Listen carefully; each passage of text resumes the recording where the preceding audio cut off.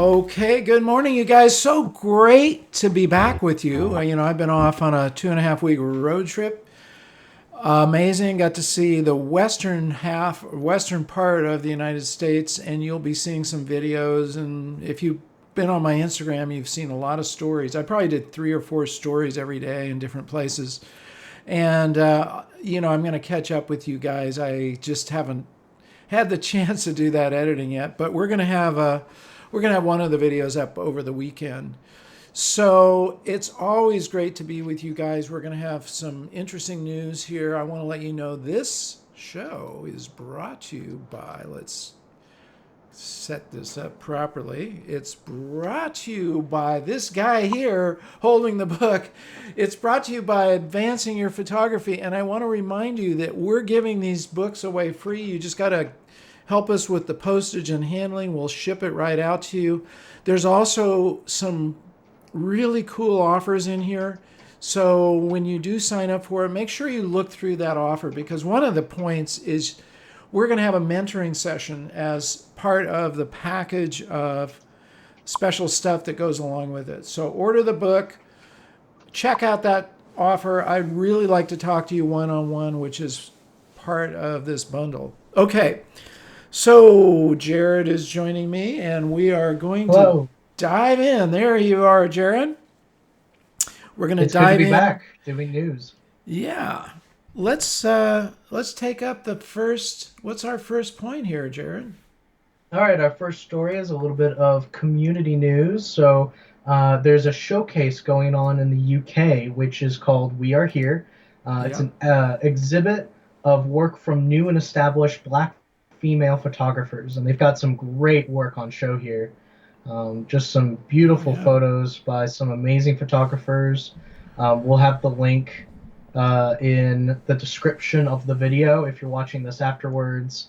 And I'll be sure to have it. If you go back, you can take a look at some of these amazing photographers. Let's hold on that image right there. So tomorrow we're going to be doing our critiquing, and boy, if I were critiquing this photograph, it's spot on.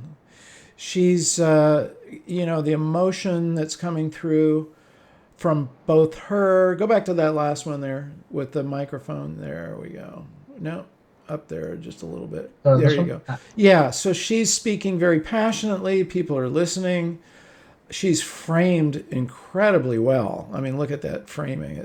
You've got the speaker on the right side, and you've got, the hands. It's a brilliant photograph all around. So let's see what else we've got in this Yeah, and I collection think here. I just add one thing that it's good to look at photographers who are of a different perspective because we talk about, photography is a communication, Yes, and looking at photographers that are different from you is really important. she was close So, up there with a wide angle lens too. That's the Bob yeah. Holmes thing. Okay, what is the next thing? The abandoned sites around Alberta. I remember we went over this yesterday. This is kind of Yeah, so there's a interesting. new book that's come out, and I found out that this was inspired by a Facebook page. So Huh. this guy, Joe, last name Chwanek, Okay. I think that's how you say it, but Easy for you he to had a say. page. Yeah, he had a page, and he's created a book now. It's got about 140 images, and it's about abandoned buildings in Alberta. So he took this really interesting concept, and it's just really cool to look at. Here's a 100-year-old house Yeah. that's just there, and so When it's we were really talking to this see over yesterday, this. I thought, for all of us in the COVID time, this might be an interesting project to go look around your own area and see, if there is one of these abandoned projects. You make sure you don't just trespass, though. But you guys figured that Yes. out. But that's pretty interesting to see what happened to some of these places. Like this isn't a schoolroom, right? You can see the desk, you can see the blackboard. Remember blackboards? remember those? I Remember remember. those desks? Hey, listen, I'm left-handed. Those desks are all made for right-handed people. Not a left-handed desk you'll ever find in a. I don't know. Maybe they Yep. do now, My but dad's the same way, and my it sister. really annoying. Why do we make everything for right-handed people? Every desk is for right-handed people. Anyway, that's a cool project. You guys might want to look around in your area and see what you can find in the way of. They don't have to be that bad, but find an abandoned building and see if you can get some photographs of it. But once again, as Mark said, uh, do be safe and be legal. Yeah, be safe and legal. That we encourage you to do both of those things. Good call.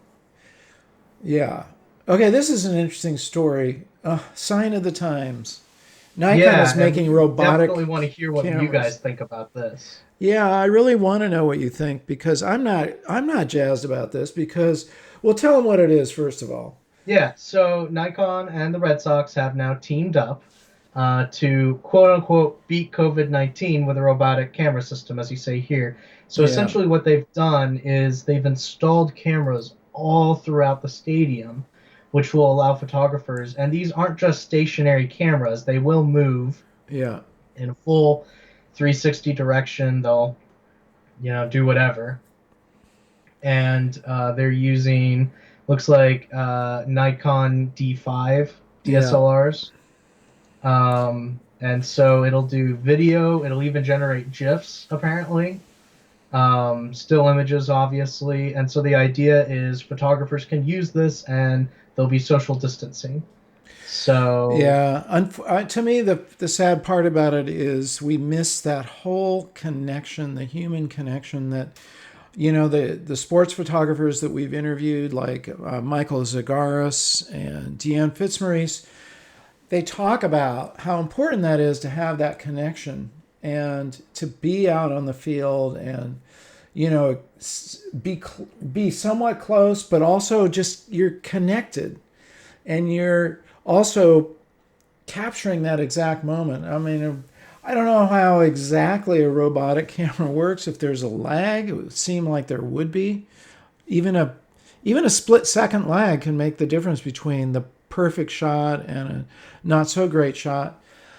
I and can't also wait till we are here's the away from thing this. too. So much of when you take a photo, you're also looking at what's not in the frame. That's right. And you, especially with sports, I feel like, and Brett, if you're watching this now or maybe later, you'll comment. Yeah, Being a community member that does a lot of photography, I would wonder how much does he rely on looking at what's at the whole picture and not absolutely. just what's in his frame. Because with these, I imagine you can't see anything that's not in your frame. Well, you'd have to robotically move it around. And again, the more mechanical contrivances you have in your way, the the more chance there is of having things slow down or it's just one more skill set that we've got to learn instead of like the instantaneous motion that you would make as a photographer. And you're right, Jared, like you keep your field of vision open. You're looking through the viewfinder or the whatever, but Yeah. you have two eyes so you can keep the other eye open and scan because that's part of photography is not just being narrowed down. And especially if you're trying to capture the moment, you don't know where that moment could be. Yeah. You're And taking oh, go you ahead. have to stay open because maybe there's a guy stealing base Yeah. and that's the moment and you're only looking at the guy up at bat with this camera. You don't even gonna notice that there's that the pitcher or the guy stealing base or whatever it is. And it's like what you said too about having to learn a new technology, and that definitely goes to what's his name, the driver that we've interviewed for Create. Keith With the Code. 10, yeah, Keith Code. Keith Code talks about Yeah, you have your attention, you have $10, that's and right. now you already have to dedicate a certain amount to, just the mechanics of the camera. But now you have to think about the mechanics of the camera, the mechanics of the machine, and how both of them interact with each other. That's a point worth mentioning. If you guys haven't read my book, Create, Keith Code is a friend of mine. He's an incredible motorcycle racer, ex motorcycle racer, who has become a motorcycle trainer, and he's really the foremost trainer. He wrote a book called Twist of the Wrist, which is the definitive book on motorcycle riding. But in this book, in Twist of the Wrist, he says, look, you have a certain amount of attention available to you. Let's call it $10 worth. Okay. And if you are so hung up on your equipment that you're investing $9.50 in just trying to remember where all your equipment is and what buttons to press, and you've got 50 cents left over for the race. That's not a lot. But if you've practiced with it so much that maybe you're only investing 50 cents in your equipment, you've got $9.50 left over for the race, or for, in this case, capturing the sports event. So that's very, very true. And that's why you want to do what Bob Holmes said, get to know your camera instinctively.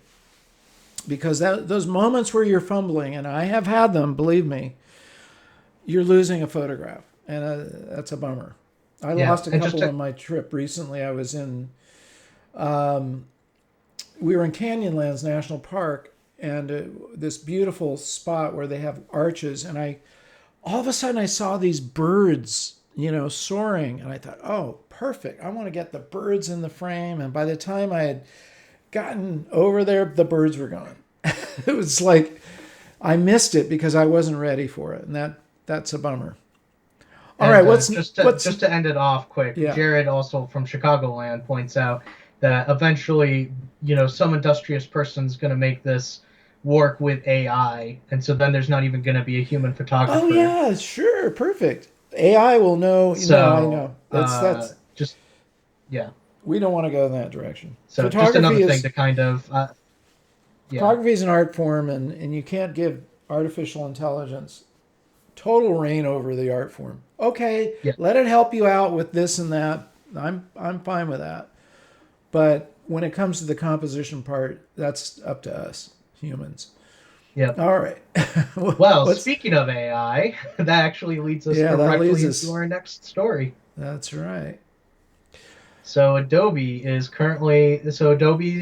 had, I think it's probably over by now, but their Adobe Max conference, and they've introduced that there's going to be a new sky replacement tool in Photoshop. And I know you were really interested in this story because other softwares have, it was like, what was the software again? Luminar has it, and there's a few others that you can do this manually. I mean, you can do it in Lightroom. What do you guys think about this? I'm an old school guy, and I don't manipulate. But it is probably one of the most widely used. So. Yeah, I tend to draw the line at adding to an image. I don't have any problem editing it, but maybe I'm just old school and need to get with the times. There are times. Listen, I have taken. Like this photograph.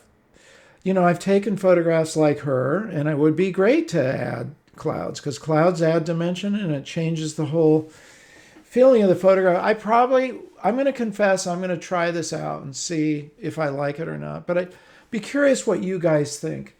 Am I just an old fuddy-duddy who doesn't want to, come into the modern world of AI? Or do we have I've been asked this question, do we have an ethical responsibility to be true to what's out there? I don't know about that. I think that, we had Mads Iverson, who does an amazing job at combining his photographs. I mean, he's captured everything himself, and his photographs are breathtaking. But I'd be curious to see what you guys think in the chat. Is this something you would be interested in? Do you feel like it's ethical? Is it moving more and more in the direction of just making up the image? Hey, why not just make up the guy on the bicycle while you're at it? It's like, type in bicycle, type in runner, and there's your image. I hope we never get to that point. But it's not going to matter because there's still, the artistic side of it. Like, to me, that looks fake. This version that you just popped up, and there's I guess a compelling way to do it, or a fakey way of doing it. Just like that feels really fake. Yeah, that feels fake to me. It's like auto. It's not even the right perspective. Yeah, it's like auto tune for a singer. You can adjust their voice. If they're a little out of key, right? And you can adjust their voice, and we've got so many contrivances now. I don't know. I mean, hey, look, I'm willing to try it, but I'd be curious what you guys think. Certain exposures has a really good point, I think. And we also had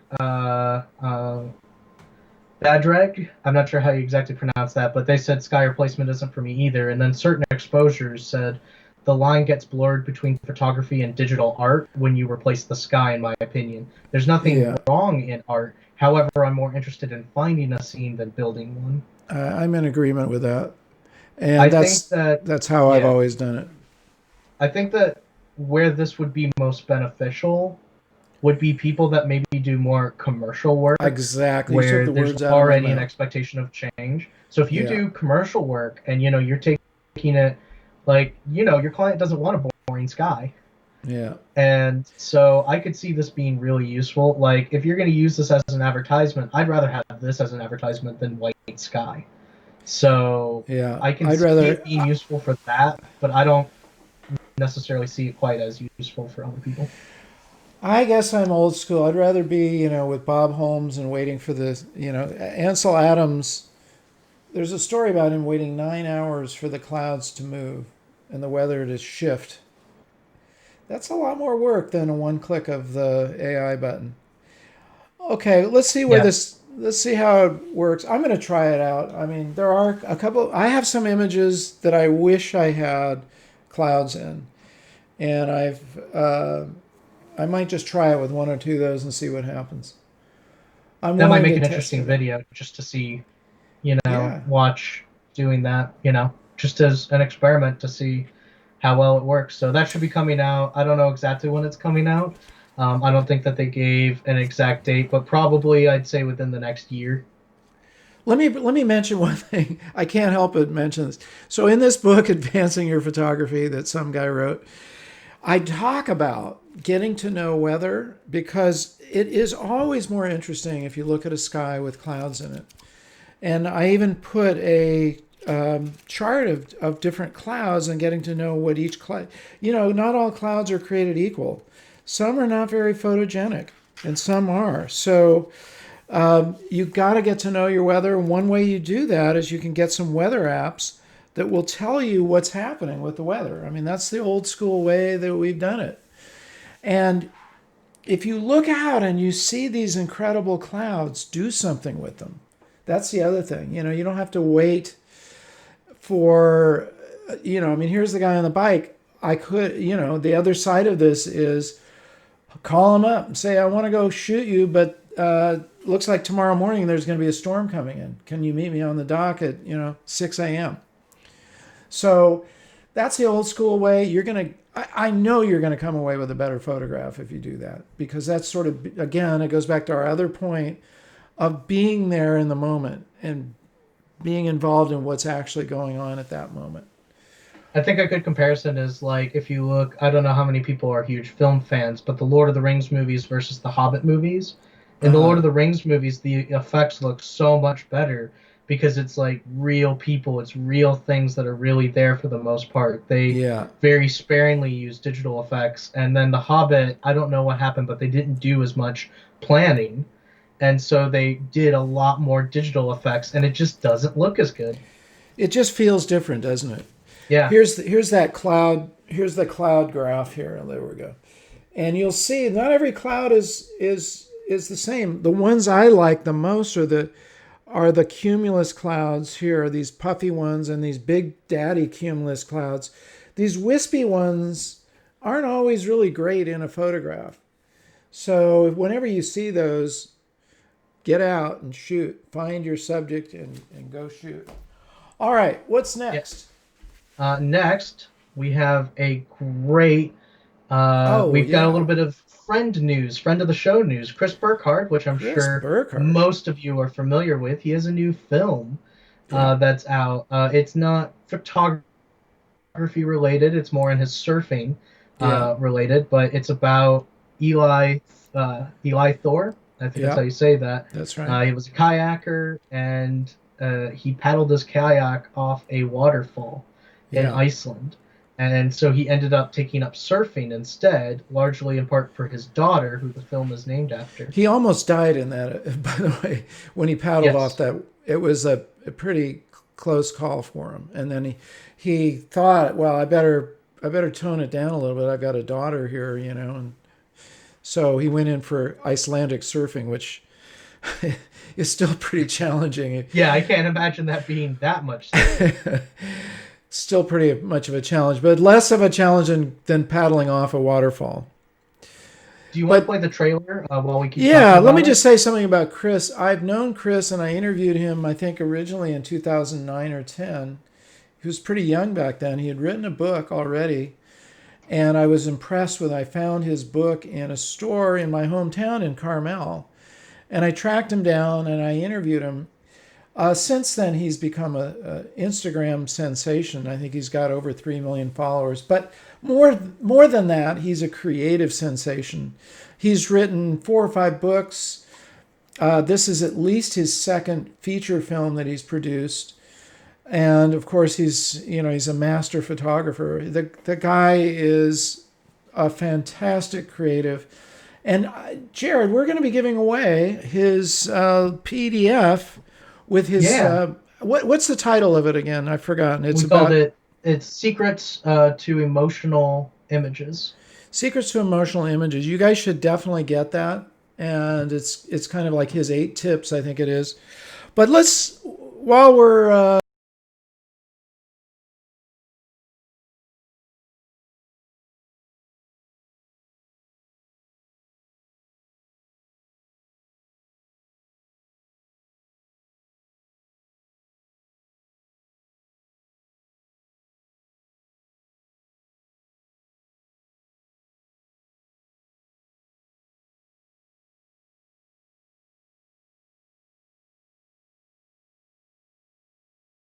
Always prioritize the life close to nature. I hope my search for that childhood freedom leaves her with the best parts.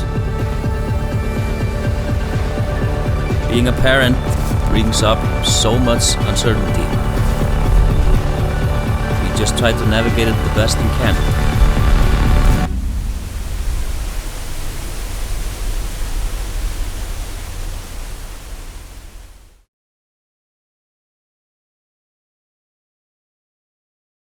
that's our friend Chris Burkard. Please support him, and please get his PDF and put it to good use.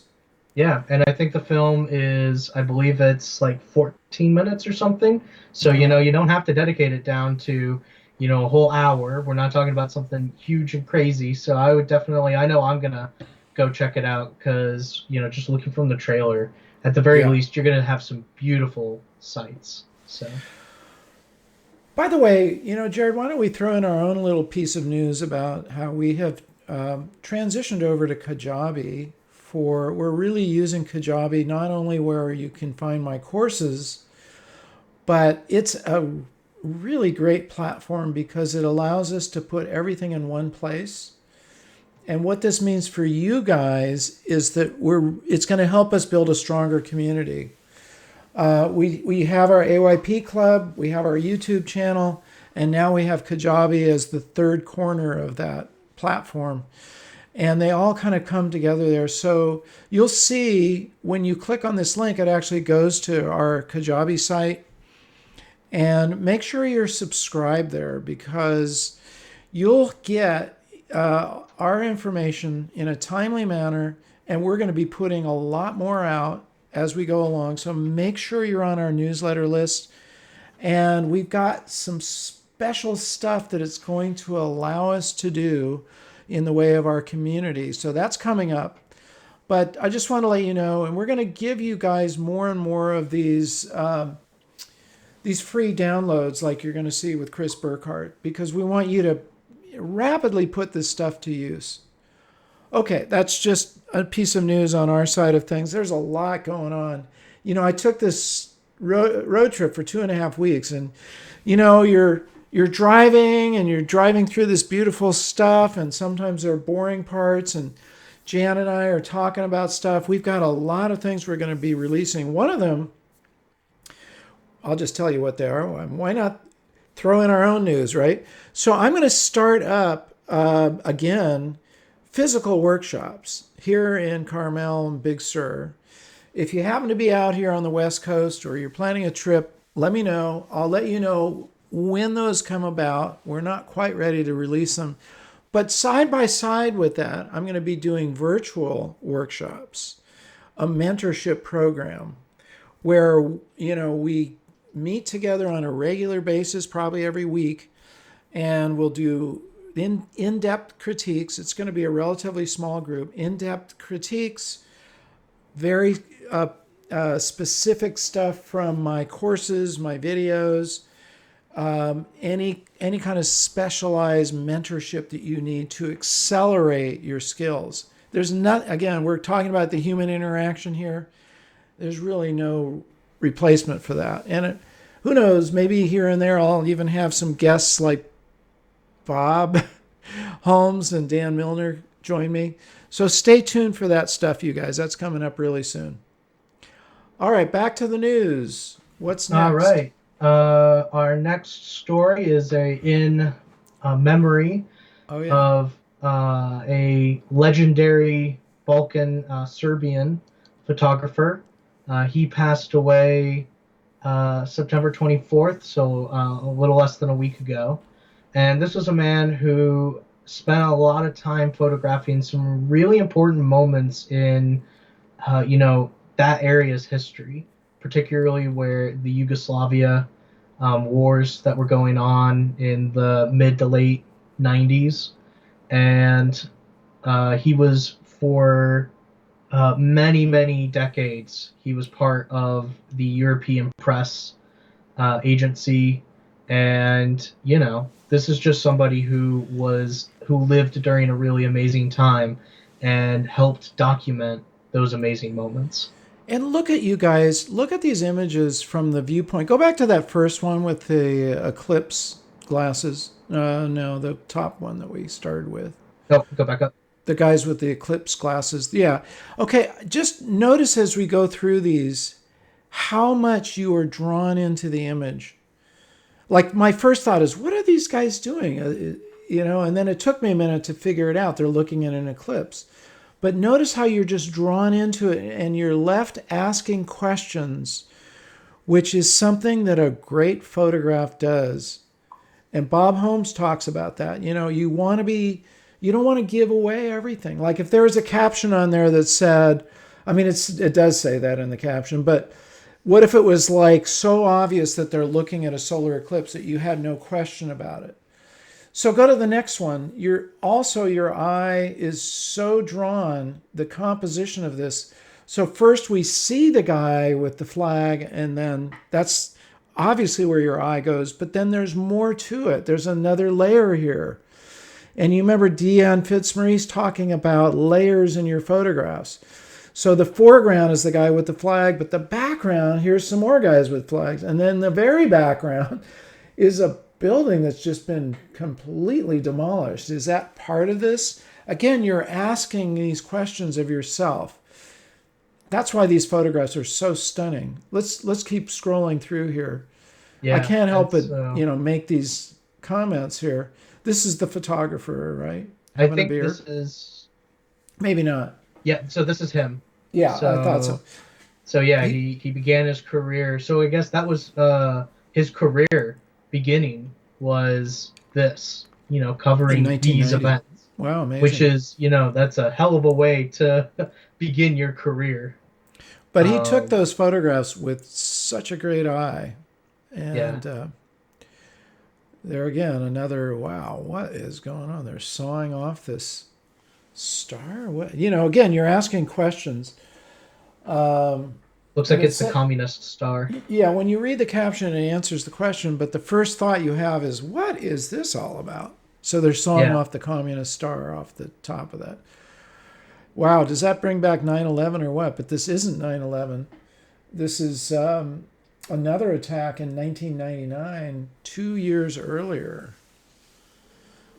And there's the first responders. And it was a looking at NATO attack too. Interesting. that. Yeah.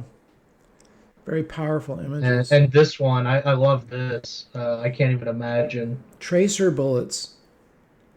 From Wow. Yugoslavia anti-aircraft guns. He really, So he was really in the thick of it, and he was courageous enough to just hang in there and get those images. Wow. once again, demonstrations, just getting right in there. Getting right in there. In a lot of these cases, he's probably in a fair amount of danger. Yeah. Taking the images. Yeah, I mean, this is not. Look at how close he is to the tank here. It's he's definitely in the thick of it. I love this one. This one's so good. Yeah. In the snow, that isn't even really a technically perfect photograph, but it doesn't matter. It's, it's showing, and it's also leaving me asking a question like, why is this guy so lit up? It's interesting. Some light source is reflected or coming from somewhere. And that's and then everything else is so dark in comparison. Yeah, and there's snow falling. But his face is clearly there's some light source. And maybe it's the sun. I kind of like it through. too, though.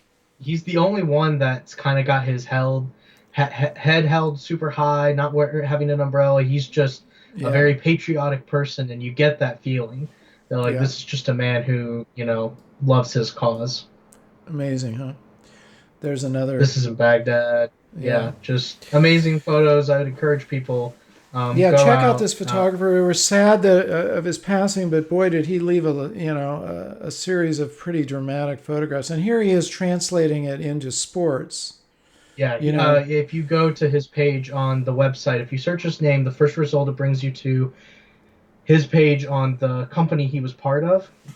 And he has done so much sports photography now. So it's interesting to see him transition from this war and drama and photojournalism and use that to photograph sports, which is also very action-packed, but a lot, and has drama too. So he was able to transition or whatever. I don't know his full story, but he used that same ability to get into the thick of it in his sports photography, which is another great lesson. And yes, Jared, you mentioned, bad image can distract. Story is more important than technical perfection. Absolutely.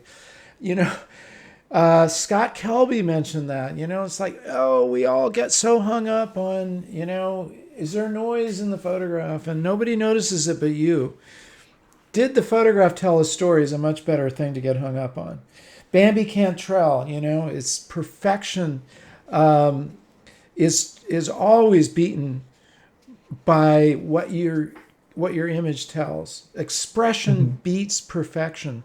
So what if there's some imperfection in the photograph, but you've got this amazing expression or this amazing moment? And that's really what we've got to remember, you guys. Like, throw away all that crap about how everything's got to be technically, on the money. No. It's about capturing that image and capturing that story. It's really what it's all about. Okay. All right. We got our final story. Final story. What is it? So we got something to leave you with a little bit of a happy high note, which we need in these trying times. Yes. So wife invites internet to show husband what he missed while sleeping. Internet does not disappoint. So the wife took a photo and sent it to this Facebook group. I'm not seeing that on the screen, though. Can you bring that up? Oh, there we go. I have it up there. Okay. There you go. So, so this is the photo, and she sent it to a professional photographer group and was just like, hey, can you just Photoshop something in the window that shows what he's missing while he's sleeping? I hope this is in the UK and he's not driving while he's sleeping, because it looks like it's on the left side. Yes. Yeah, for us Americans. And so here's a couple of examples. Just Tiger King. Having some fun, putting in some really crazy This is what stuff. he missed. Pigs flying. Eiffel Tower. Driving by long the ways Eiffel Tower. from UFOs. That's pretty funny. A lot of people just having fun. Oh, Burkard. My friend Boron. I love this one. Well, it's Great. good to have a little fun. All right. Well, listen, that is our news. The point of this news isn't just to, tell you guys what's happening, but hopefully to bring about some inspiration, things that you can try. It's always good to look around at other photographers, not so much this guy, but, the previous photographers. And, get you thinking about alternatives to some of the things that, maybe, like artificial intelligence and whatnot. But I hope that, I hope our bringing these points to you guys does bring that about. And I'm about to give you my motto for this one. If you don't like the news, go out and make some of your own. In this case, that's where the motto of remember to get out and capture your own images of life came from. And I want you guys to tune in tomorrow for our next critique session of AYP. Jared, tell them how to get involved in that. How does somebody gonna get a critique on AYP? If you want a critique, you need to first be sure that you're part of AYP Club, which I'm just going to put in the description here, or in the chat. So join the AYP Club. So you join the AYP Club, and then what you need to do is you need to either indicate to me somehow, maybe you find one of the previous posts or announcements about the event, and you need to say, use any of my photos, or if you have specific photos that you're interested in us using, you need to put hashtag critique. So I notice those, and then we'll use them. Okay. And just so you know, we do put preference on people who are here. And as of right now, we're trying to only do one photo per person. You can submit multiple photos. And I'm not always going to pick your best photo because, it would be a shame if everything that we did was great photo, great photo, great photo. Yeah. We're going to look at photos that are going to give interesting things for us to discuss because I think that's more important because people want to learn. And so sometimes I'll pick really great photos, and sometimes I'll pick photos that I would be interested to hear what Mark has to say. So send that in, hashtag critique in the AYP Club, and we will put preference. So make sure you're in the chat during the show tomorrow, and you let us know, hey, I'm here, and I'll be more likely to pick up your photo. Cool. And with that, we're going to be signing off. I've got some stuff I got to get onto. We'll see you guys tomorrow. Remember, Bob Holmes, Friday, and probably Andrea will join us too, so make sure you're there. And on that note, I want to make sure you have subscribed if you haven't done so already. And obviously like and share the video, be involved with it. And remember, let's say this together, folks. Remember to get out and capture your own images of life. Love you guys. See you soon. Stay well. Stay safe. Stay creative.